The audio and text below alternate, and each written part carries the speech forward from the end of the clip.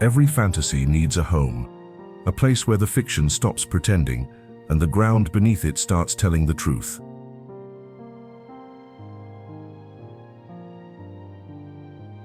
In January 2026, millions of viewers watched a towering young knight bury his master beneath a twisted tree, with mountains stretching silent and vast behind him. That tree was a prop, but the mountains were real.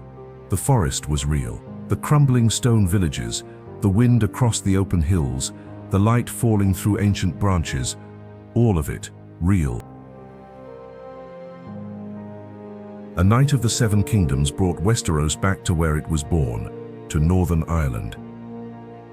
But here is what most viewers never realize. These landscapes were not chosen because they could be transformed into a fantasy world.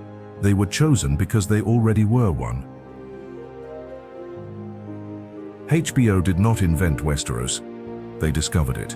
And the real story of this land is more dramatic, more haunting, and more beautiful than anything fiction could invent.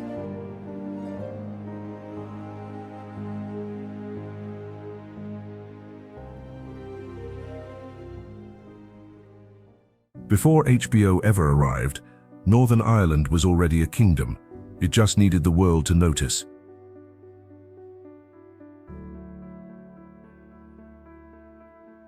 The story begins with practical decisions.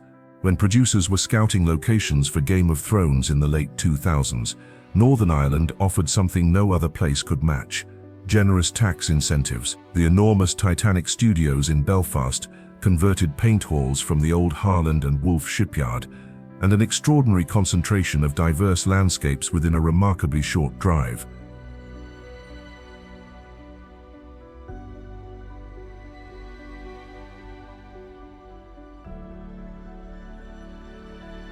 Coastlines, ancient forests, mountains, castles, caves, rolling farmland, and medieval ruins, all packed into a region smaller than Connecticut. A production team could film a forest scene in the morning and a mountain sequence by afternoon without ever needing a flight.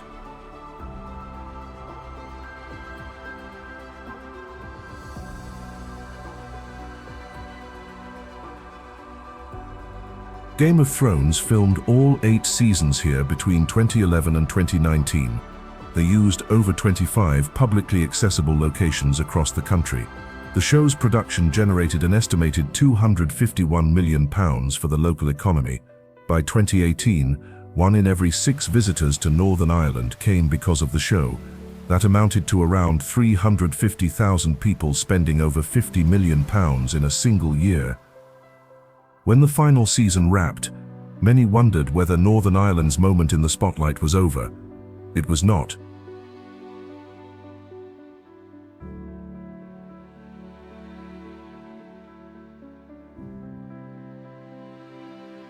In 2024, HBO returned. A Knight of the Seven Kingdoms filmed from June to September across counties Down and Antrim, with interior sets built once again at Titanic Studios. Many of the same crew members from the original series came back. The locations they chose overlapped with Game of Thrones, but also revealed new corners of the landscape.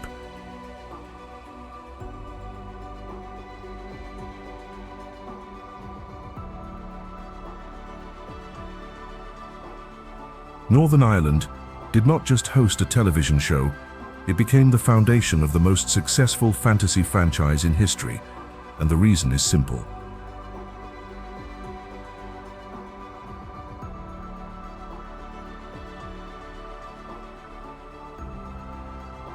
This land does not look like a set. It feels like a world, one that has been here for millions of years, shaped by volcanoes, carved by glaciers, marked by conquest, and weathered by centuries of wind and rain.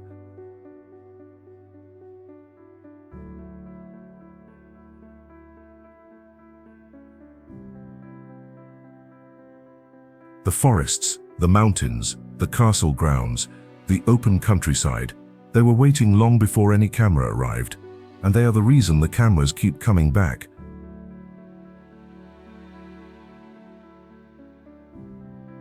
But numbers cannot explain why this land feels the way it does. For that, you have to step beneath the trees, into a forest in County Down where the very first seconds of Game of Thrones were filmed, and where, 15 years later, two new characters are still wandering.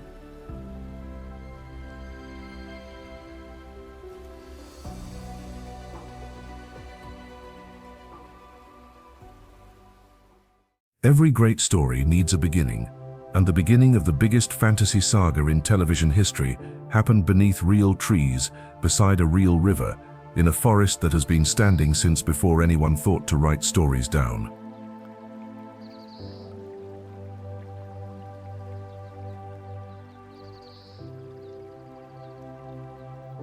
Tollymore Forest Park sits in County Down, at the foot of the Mourne Mountains.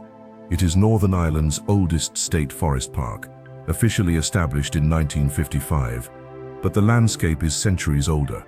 Ancient trees tower overhead. The Shimna River cuts through the heart of the park, flowing over smooth stone and beneath ornamental bridges that date back to the 18th century Roden estate. Moss covers everything. Roots twist across pathways like veins of the earth itself.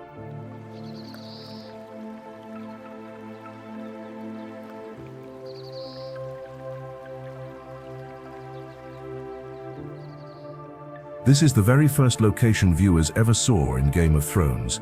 The Night's Watch, riding through a dark, snow-dusted forest, shapes moving between the trees. White Walkers. Then shortly after, Ned Stark and his sons discovering the orphaned direwolf pups near what fans now call the Wildling Pit.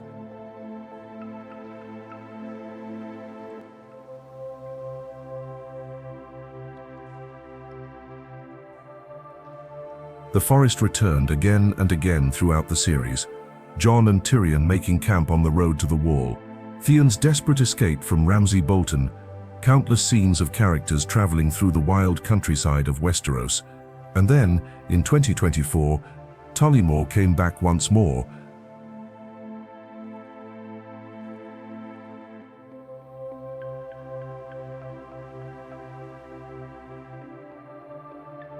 In A Night of the Seven Kingdoms, the forest plays the Crown Lands, when Dunk and Egg walk through wooded paths, when they talk and argue and slowly begin to trust each other. That is Tollymore. The rivers, the mossy stones, the twisting trails. It looks like a place where hedge knights get lost, meet strangers, and stumble into trouble, which, if you know the Dunk and Egg stories, is exactly what happens.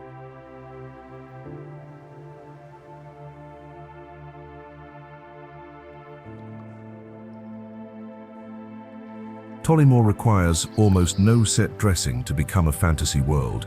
The production teams have said as much. The light does the work, the trees do the work, the silence does the work.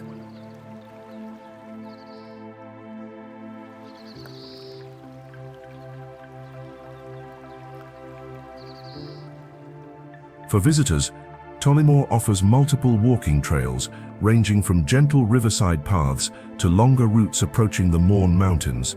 It is open 7 days a week with a small vehicle entry fee. Camping is available on site.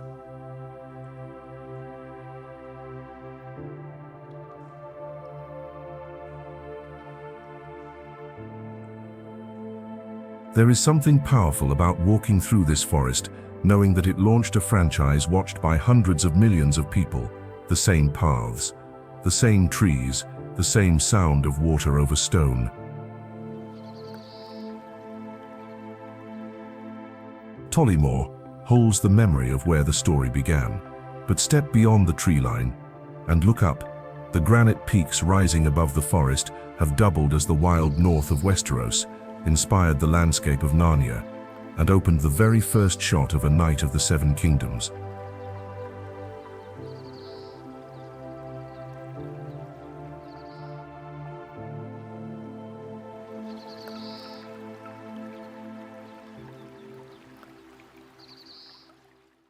There is a mountain range in County Down that has inspired legends, literature, and now the most watched fantasy world on Earth. And the first thing you notice when you stand among them is the silence.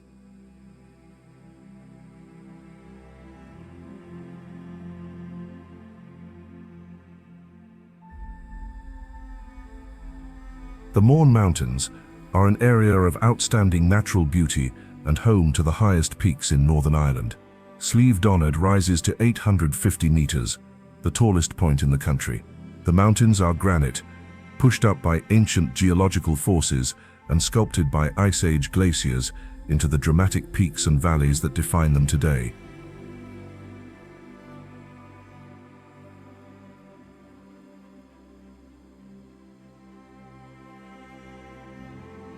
For Game of Thrones, the Mournes became the North, the wild, harsh landscapes beyond Winterfell, the wide shots that made audiences feel the cold and the distance and the danger. In Season 6, one of the Mourne peaks even stood in for the Mother of Mountains at the entrance to Vase Dothrak, capital of the Dothraki. At the mountain foothills, Leitrim Lodge became the place where Bran first met Jojen and Mira Reed. Then came a night of the Seven Kingdoms.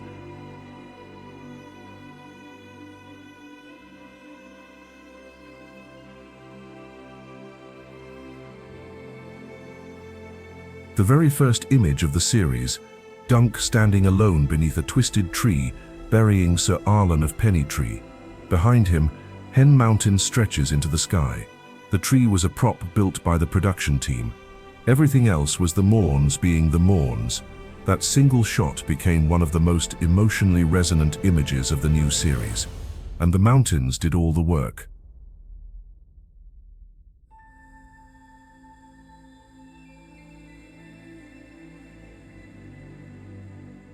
What makes the Mournes remarkable for filmmakers is their compactness. Within a 15-mile radius, you find granite peaks, glacial valleys, forests, coastal views, and open farmland, an impossible concentration of dramatic landscape.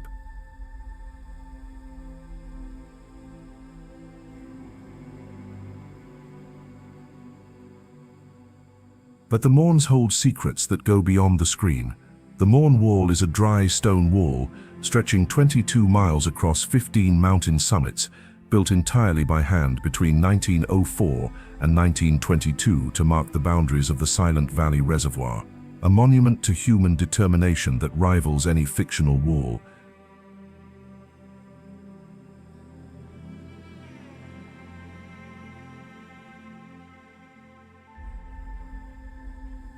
And then there is the C.S. Lewis connection. The Belfast-born author said the Mournes inspired the landscape of Narnia. The mountains that gave us Westeros also gave us another world entirely.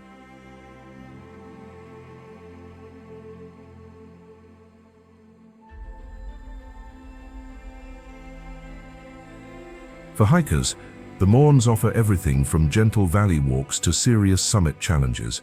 The Brandy Pad, an old smuggler's trail, is one of the most popular routes.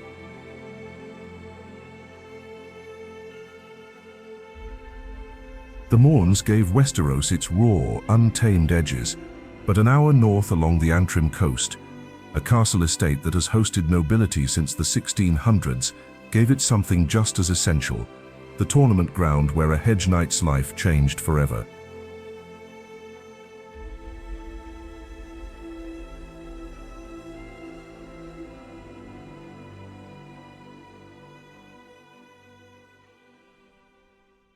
When the showrunners of A Night of the Seven Kingdoms needed a tournament field that looked like it had hosted jousting knights for centuries, they found a place that practically had it all.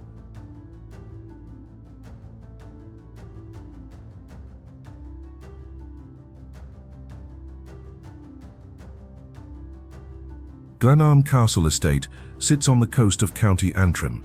It is the oldest estate in Northern Ireland, home to the Earls of Antrim and the MacDonald family since the 17th century. The current castle dates largely from the early 19th century, though its foundations reach back much further. The grounds stretch across lawns, formal gardens, and ancient woodland that slopes down toward the sea.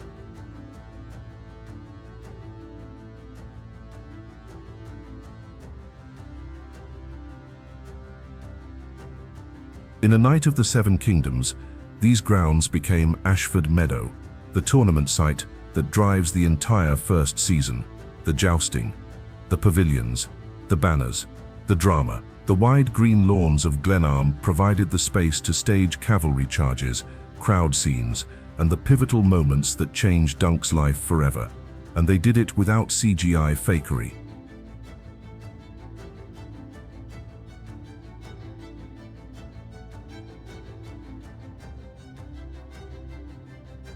The estate's visual power comes from its combination of scale and authenticity.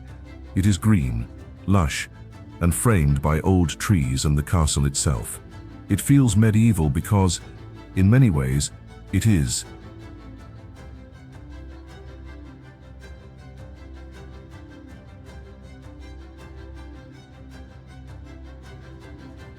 Glenarm sits at the gateway to the 9 glens of Antrim, ancient glacial valleys that cut dramatically from the Antrim Plateau down to the sea. Each glen has its own character and its own legends. The wider area has deep roots in the Game of Thrones universe as well.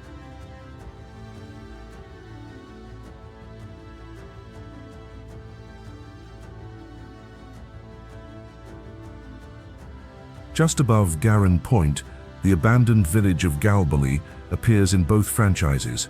In Game of Thrones, it became Runestone in the Vale of Arryn, where Littlefinger and Robin Arryn trained.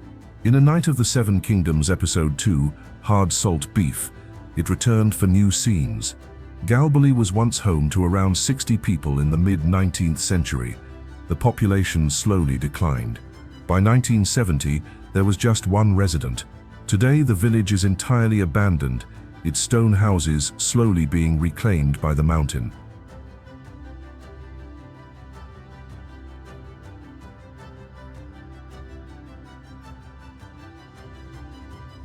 Further up the coast, the Cushion Dun Caves, formed over 400 million years ago, served as the Stormlands in Game of Thrones, the place where Melisandre birthed the Shadow Assassin.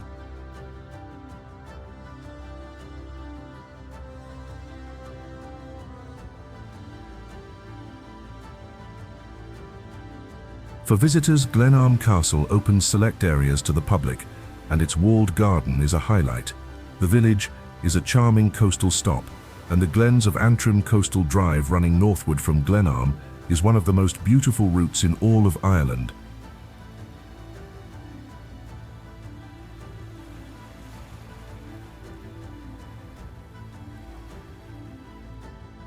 Glenarm gave Westeros its tournament ground and its wildest glens, but back in County Down, on the shores of a quiet lough, stands an estate with 2 faces.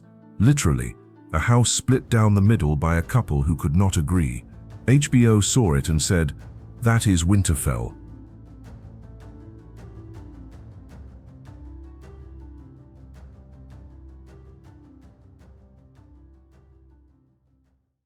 If you have ever watched Bran Stark miss a target with a bow, or seen the Stark family gathered in a courtyard as a king rides through the gates, you have seen Castle Ward.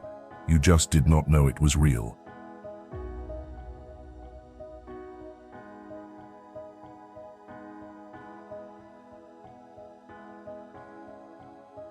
Castle Ward is an 820-acre walled National Trust estate on the shores of Strangford Lough in County Down. The 18th century house at its centre has a unique story of its own. Lord Bernard Ward wanted a classical Georgian facade. His wife, Lady Anne, preferred the fashionable Gothic style. They could not agree, so they compromised. One side of the house is Georgian, the other is Gothic. The same building, 2 completely different faces. Their marriage eventually failed. The house remains, split down the middle, as evidence.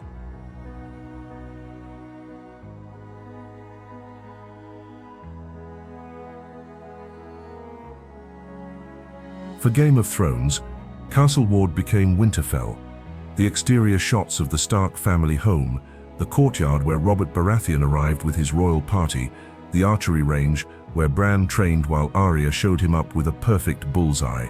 Over 20 filming locations are scattered across the estate and the neighboring fields.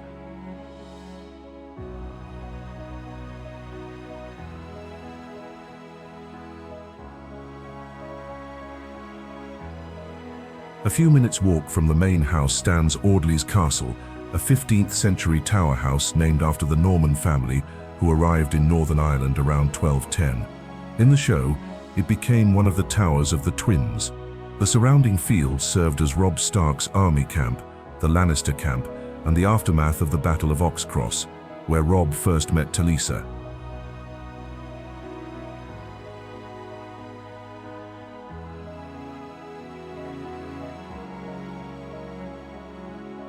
Today, Castle Ward runs what they call the Winterfell experience.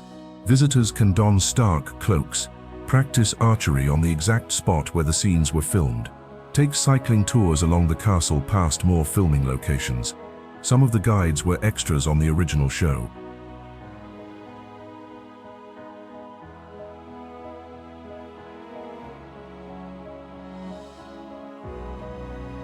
Strangford Lough itself is a massive sea inlet teeming with marine wildlife. Its quiet shores and mudflats appeared in various water and shoreline scenes throughout the series.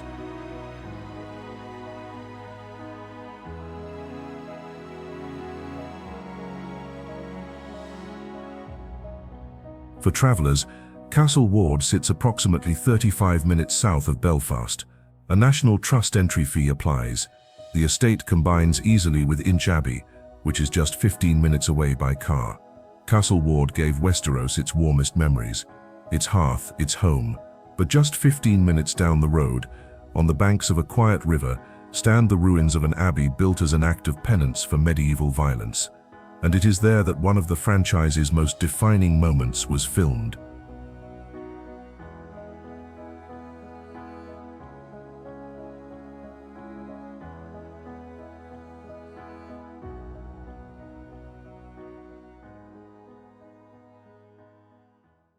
In the final episode of Game of Thrones Season 1, a young king was crowned, not on a throne, not in a great hall, in a field beside crumbling abbey walls, with firelight flickering across stone that had already stood for 8 centuries. That place is Inch Abbey, and its real story begins with an act of destruction.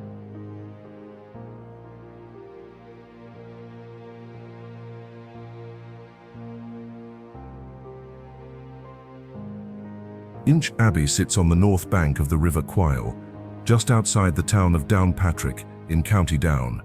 It was founded as a Cistercian monastery around 1180 by John de Courcy, one of the most ambitious and ruthless figures in medieval Ireland.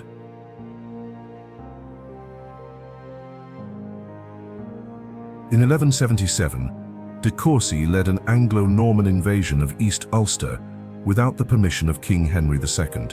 He seized Downpatrick and established himself as the new overlord by force. During the campaign, he destroyed an existing monastery called Erenar. The violence of that act weighed on him. So he built Inch Abbey as penance, bringing Cistercian monks from Furness Abbey in northwest England to populate the new house.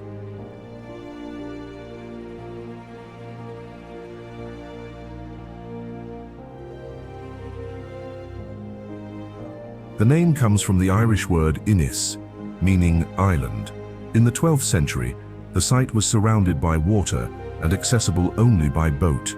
Viking raids had struck this island even earlier, in 1002, and again in the mid-12th century.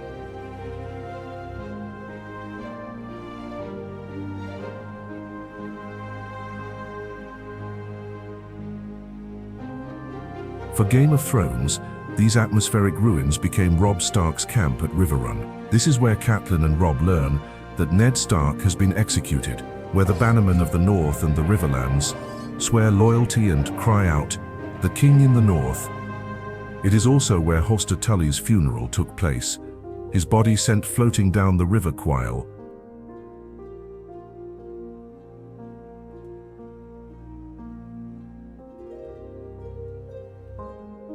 Even without banners and camp tents, the ruins feel cinematic.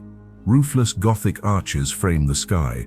Walls that once held candlelight now hold only wind.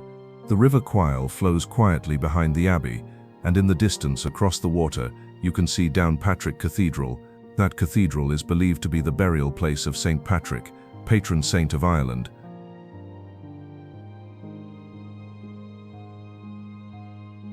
So from the exact spot where a fictional king was crowned, You can see the resting place of Ireland's most important saint, real and imagined history, sharing the same view.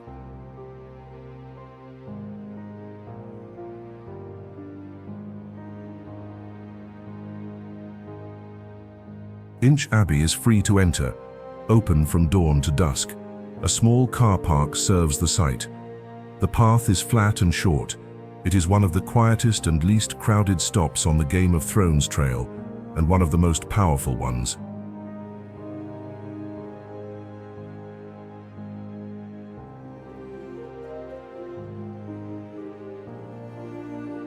Inch Abbey holds the silence of centuries and the echo of a fictional king's crowning. But an hour north, on an exposed plateau above the Antrim coast, lies a stretch of open grassland where no abbey stands, no castle looms, just wind and green hills. And it was there, in the very first minutes of the very first episode, that a sword fell and the world learned what kind of story this would be.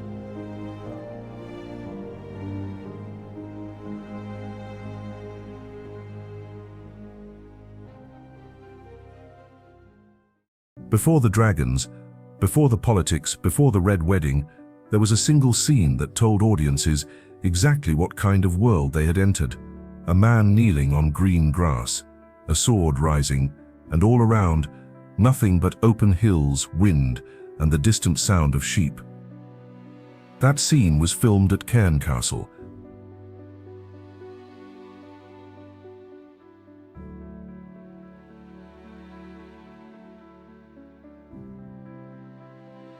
Cairncastle is a small village and parish sitting on the Antrim Plateau in County Antrim, just north of the Salah Braes. Locals call it the gateway to the Glens. The landscape above the village is beautifully rugged. Green fields stretch in every direction, broken only by stone walls and grazing animals. On clear days you can see the sea, and beyond it, the coast of Scotland.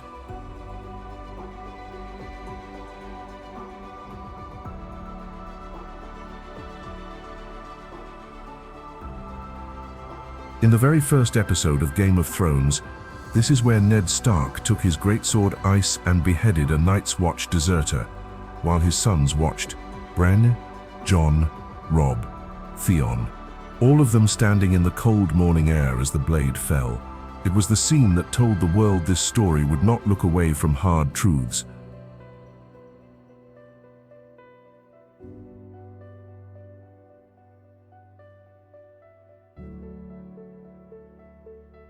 The production returned to Cairncastle more than once.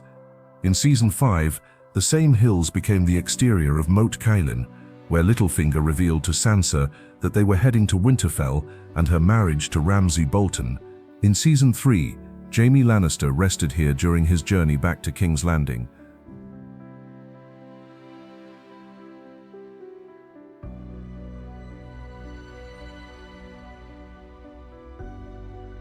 The wider Antrim countryside surrounding Cairncastle served as the visual backbone of Westeros whenever the show needed open, untamed land. Nearby Carnlow Harbour became the spot where Arya pulled herself from the water after being stabbed by the wife. The Shillan Valley beneath Slemish Mountain stood in for the Dothraki grasslands. Bonevano Mountain became the dramatic backdrop where Daenerys faced the Dothraki horde.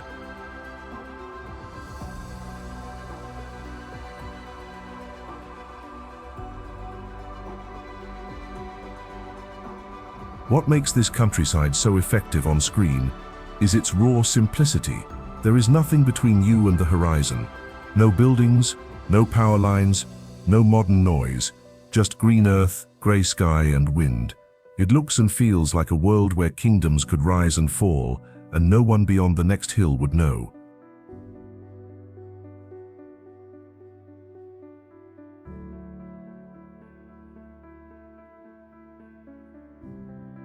Many of the specific Cairncastle filming spots sit on private land and are not publicly accessible, but the broader landscape is open and spectacular. The Salah Braes viewpoint offers panoramic views across the plateau and is a popular local walk. The Causeway coastal route passes through this region, connecting it to the wider Antrim coast.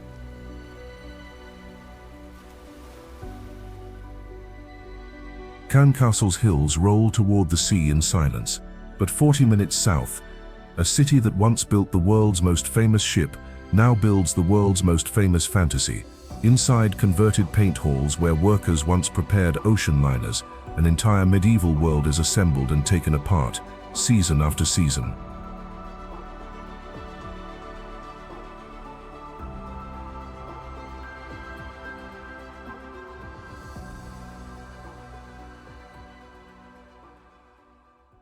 Every castle, every forest, every windswept hillside in Westeros was brought to life inside a converted paint hall in a shipyard that once built the Titanic.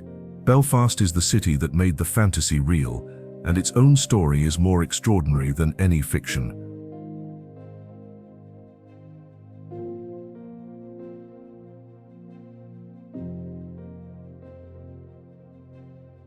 Titanic Studios sits in the Titanic Quarter on the east bank of the River Lagan. This is the production hub where all 8 seasons of Game of Thrones were created and where a Knight of the Seven Kingdoms has returned.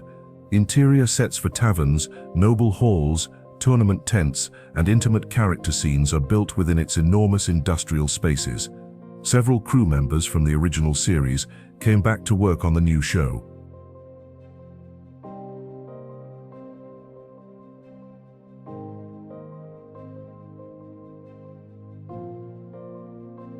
The studio complex sits on the former grounds of the Harland and Wolff shipyard, where the RMS Titanic was designed, built, and launched in the early 1900s.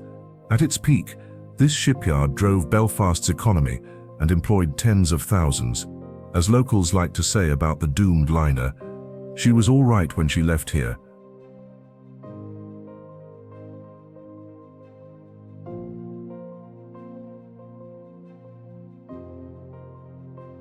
The shipyard launched its last vessel in 2003, but the Titanic Quarter has been reborn.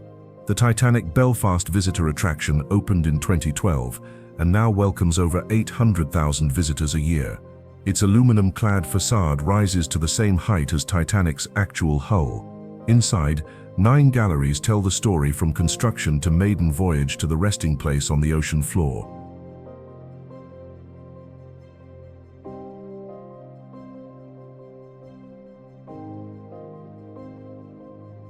Cave Hill Country Park overlooks the city from the north and appeared in A Knight of the Seven Kingdoms for sweeping landscape shots.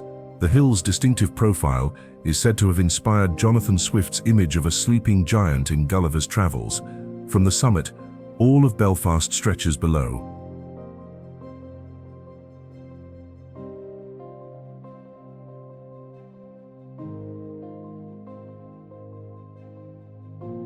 But to understand Belfast, you must also understand what came before the studios and the tourists.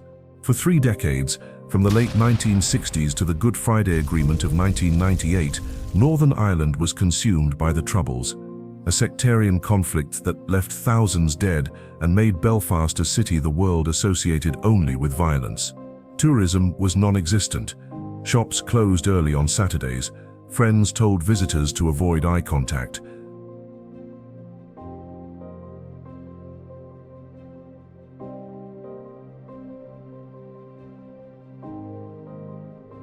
The transformation since 1998 has been remarkable.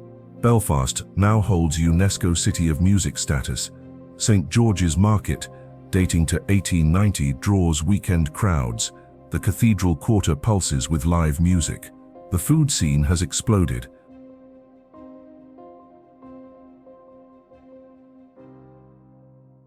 The peace walls still stand.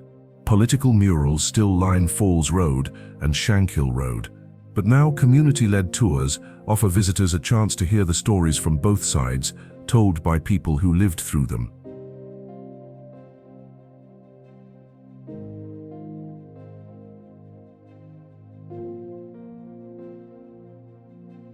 Game of Thrones generated £251 million for the Northern Ireland economy.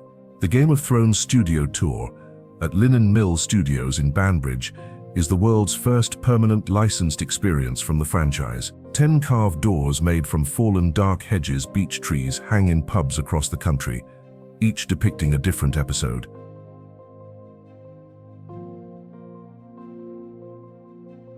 Belfast turned shipyards into studios, tragedy into understanding, isolation into invitation. But the next chapter of this story is already being written. And for the first time, it will take Dunk and Egg beyond the green hills of Northern Ireland into drought-scorched lands where even the rain refused to cooperate.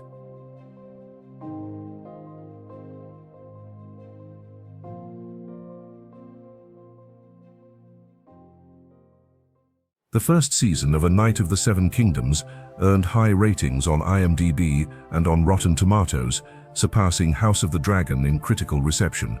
Before the first episode even aired, HBO had already ordered Season 2, and filming began in December 2025.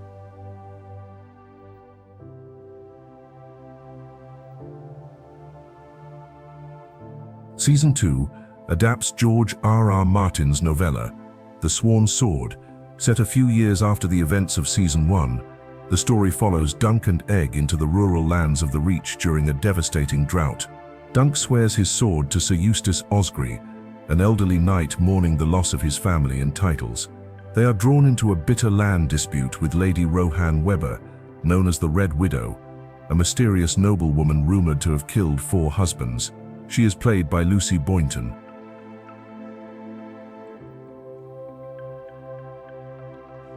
The production presents a fascinating challenge. Because the story takes place during a drought, the lush green landscapes of Northern Ireland cannot serve as exterior locations this time.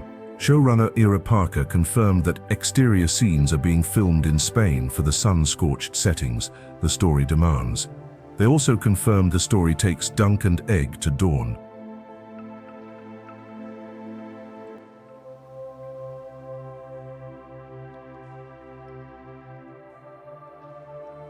In an ironic twist that would not feel out of place in a Martin novel, the Spanish location chosen for a dry riverbed received rain for the first time in 10 years.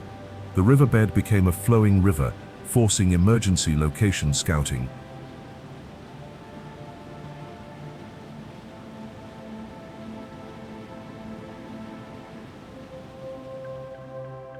Interior filming continues at Titanic Studios in Belfast. The creative infrastructure built for Game of Thrones is being used once again, and production challenges are real. The budget stayed the same as Season 1, but inflation cuts its actual value. Child labor laws limit how many hours young actor Dexter Saul Ansell can work each day, making Egg the most expensive production element. A 2-country shoot adds significant overhead.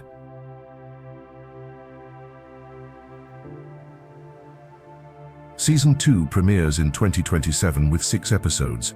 HBO has confirmed an annual release schedule. Season 3 has already been greenlit. It will adapt The Mystery Knight, the 3rd published novella, which features another tourney and is likely to bring production back heavily to Northern Ireland. But the ambition extends far beyond 3 seasons. George R.R. Martin has handed showrunner Ira Parker 12 unpublished Dunk and Egg stories, spanning decades of the characters' lives. Parker has pitched a vision of up to 15 seasons, following Dunk and Egg from young adventurers to old men. HBO has confirmed franchise releases through 2028.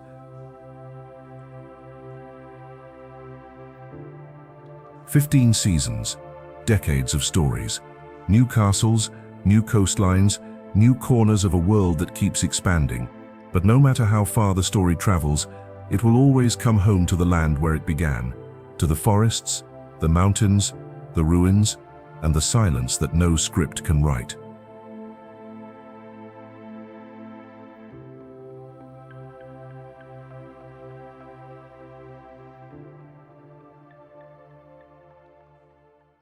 Return to the forest. The same ancient trees, the same river, the same light filtering through a canopy that has filtered light for centuries.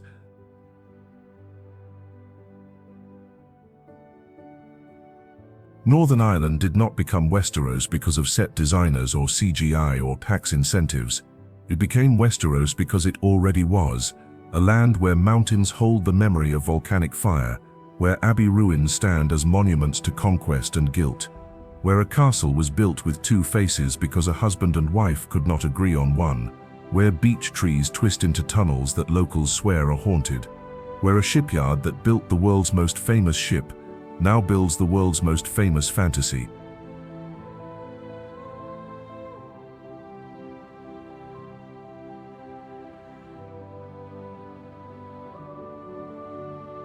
These places are not backdrops. They are characters. The Mournes carry weight that no green screen can replicate. Tollymore breathes with a rhythm that no soundstage can imitate. Inch Abbey holds silence that no director needs to ask for.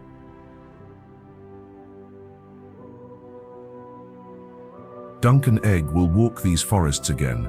New characters will ride across these hills. New stories will be told beside these rivers and within these castle walls. The cameras will keep coming back because the land keeps giving them something that cannot be manufactured.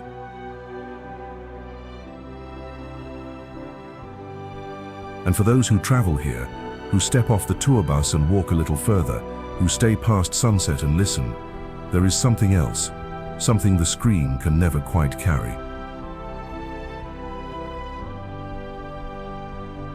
The feeling of standing in Tollymore as the light drops, the sound of wind across the Mournes with nothing but sky above, the weight of 800 years pressing down on Inch Abbey's stone, the green of Cairncastle's hills rolling endlessly toward the sea, the energy of a city that has chosen to turn its scars into stories.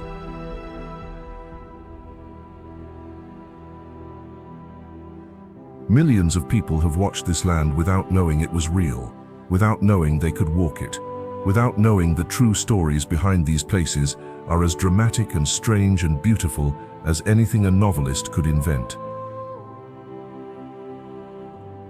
Westeros is a story, Northern Ireland is real, and it is waiting.